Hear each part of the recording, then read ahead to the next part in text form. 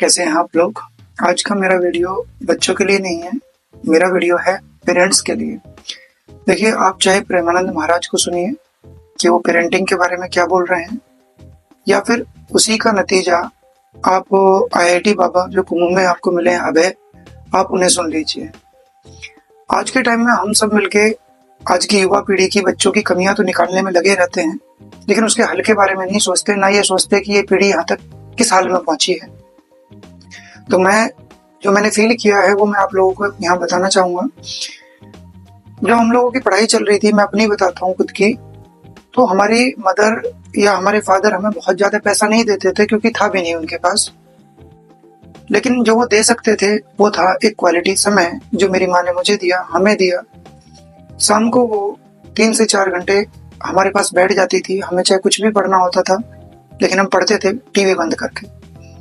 आप जरा सोचिए कि आपके घरों में महिलाएं या पुरुष क्या बच्चों को इतना समय दे पाते हैं कि उनके पास 3-4 घंटे बैठ जाएं तो बेटा तुम कुछ भी पढ़ते रहो, हम तुम्हारे पास बैठे हैं। हमारे टाइम में जो पिछली पीढ़ियां हैं, उस टाइम में इतनी डिस्ट्रैक्शंस नहीं थी, ध्यान भटकाने वाली चीजें इतनी नहीं थी। DD1 DD2 आता था, इतने चैनल्स नहीं आते थे। आज के टाइम में अगर आप एक सेट टॉप बॉक्स लगवाओगे तो उसमें 700 से ज्यादा चैनल है। जिस घर में ये नया सेट टॉप बॉक्स लगा, वहां के बच्चे अगर चैनल को 1-1 मिनट देखना चाहें और ये ढूंढना चाहें कि हमारे लिए कौन सा चैनल अच्छा रहेगा, तो लगभग 1 हफ्ता तो उसे चैनल ढूंढने में लग जाएगा।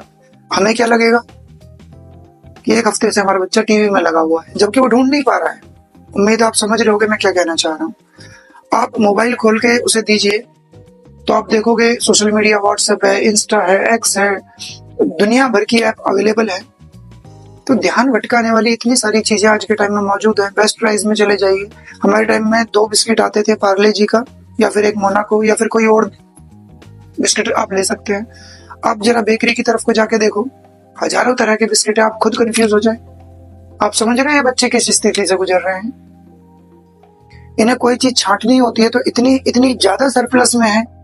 आप जरा गूगल पे कोई चीज, कोई जानकारी मांग के देखिए, आपको 2000 चीजें मिलेंगी, आपको पता ही नहीं चलेगा कि इनमें किसमें सबसे अच्छा लिखा हुआ है। तो इन बच्चों को आप समझें, हर अगली पीढ़ी पिछली पीढ़ी से ज्यादा इंटेलिजेंट होती है। ये मेरा पर्सनल एक्सपीरियंस है। बस उनकी एनर्जी को, उनके पोटेंशियल को हमें पहचानना होता है। आप देखिए कि आपके जिस बच्चे को आप बहुत डफर कहते हो, मोबाइल चलाने में, टेक्नोलॉजी में आपसे है नहीं है आगे एडवांस, आप पढ़ाई के लिए उसे समझाएं, अच्छे बुरे का उसे अंतर बताएं। आप खुद टाइम दें उसे।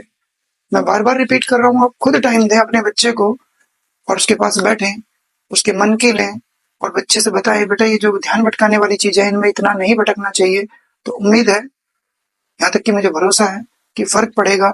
लेकिन अपने कंफर्ट को देखने के लिए हम इन बच्चों को इनके हाल पे छोड़ देते हैं। ये पेरेंटिंग नहीं है। अच्छी पेरेंटिंग ये है कि बेटा तू किसी भी हाल में हो, तुझे हम वहां से निकाल लेंगे और इसके बदले हम तुझ पे गुस्सा भी नहीं करेंगे, हम हैं ना तेरे साथ। पेरेंट्स होने का मतलब है बच्चे को भरोसा देना। पेरेंट्स होने का मतलब ये नहीं है कि बच्चे को टेरराइज कर देना कि तूने कुछ गलत किया तो हम तुझे बता देंगे।